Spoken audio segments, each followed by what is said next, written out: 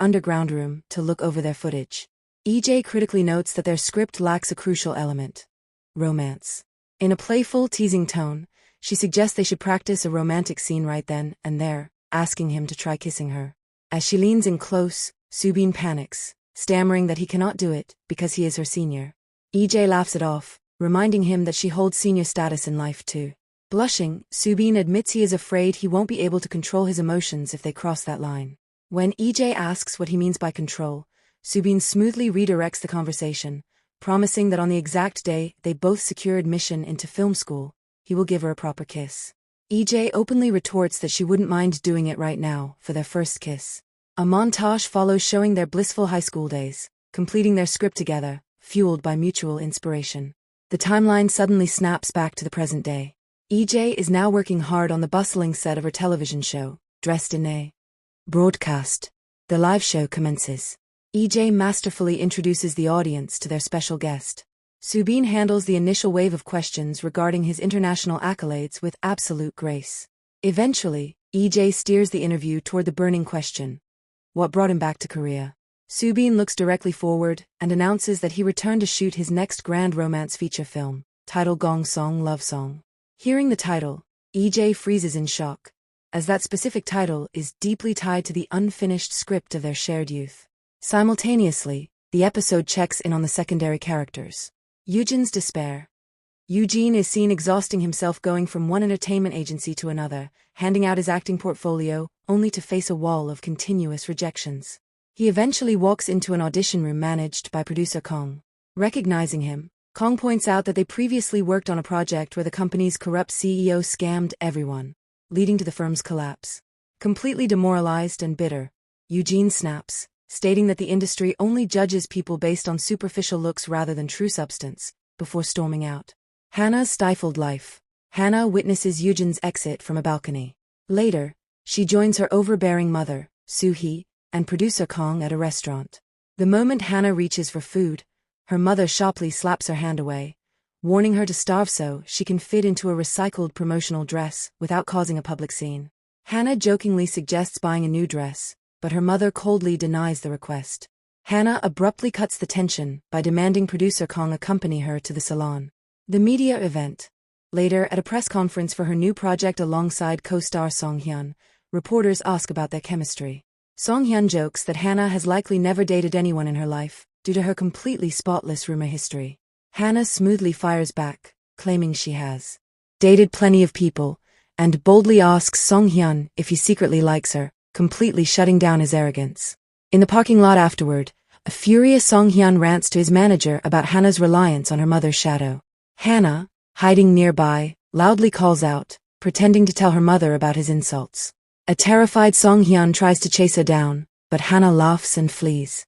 Act 6. The Scar of the Past Unveiled. The narrative returns to Subin and EJ riding in a production vehicle together to their next shooting location. Breaking the silence, Subin deliberately brings up the story of the fox and the grapes again. He remarks that the fox gave up far too easily by simply walking away and branding the goal as sour. EJ defensively argues that perhaps the grapes truly were bitter. Subin insists that the fox should have sought the help of a loyal friend to reach the prize. This triggers a painful memory for EJ. She throws his past promise back at him, whispering bitterly that the so-called friend was actually the one who abandoned the fox, leaving her completely stranded from ever reaching her dreams. Subin tries to defend himself, stating he never stole anything from her, but EJ sharply tells him to shut up, pointing out that his lapel microphone is still live and broadcasting to the crew. Producer Kong, monitoring the audio feed, jokingly asks why EJ looks like she's gripping Subin by the collar. EJ quickly covers up the tension by claiming she was merely fixing a broken button on his shirt. Later, in a quiet room, EJ is tasked with actually sewing Subin's shirt button. Hoping to cut ties permanently, EJ proposes a deal. She will sell him the rights to their old high school script for a hefty sum if he promises to exit her life forever, knowing he only wants it to write the ending. Subin flatly refuses. He states that without her involvement, the script is nothing but a collection of empty pages. He adds that if she feels he robbed her of her directorial dreams, he is prepared to give that dream back to her, along with her first love. He leans in dangerously close, as if to kiss her, reminding her that they are no longer helpless high school kids. Furious and overwhelmed by his emotional games, EJ swings the flower bouquet, striking him across the chest while calling him a bastard before walking out.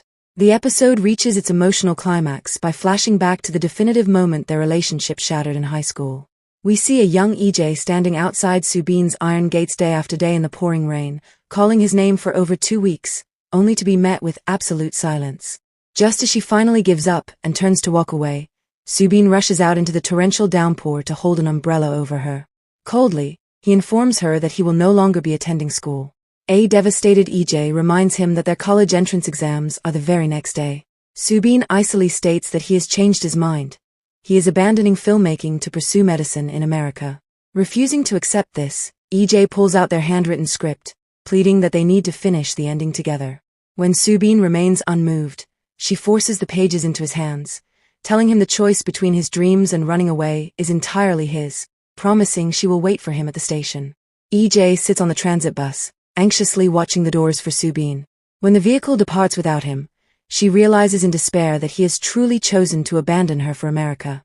Frantic, she demands the driver let her off and begins sprinting wildly through the rainy streets to find him. As she runs, her hairband slips off onto the asphalt. The moment she turns around and steps back to retrieve it, a speeding vehicle violently strikes her down.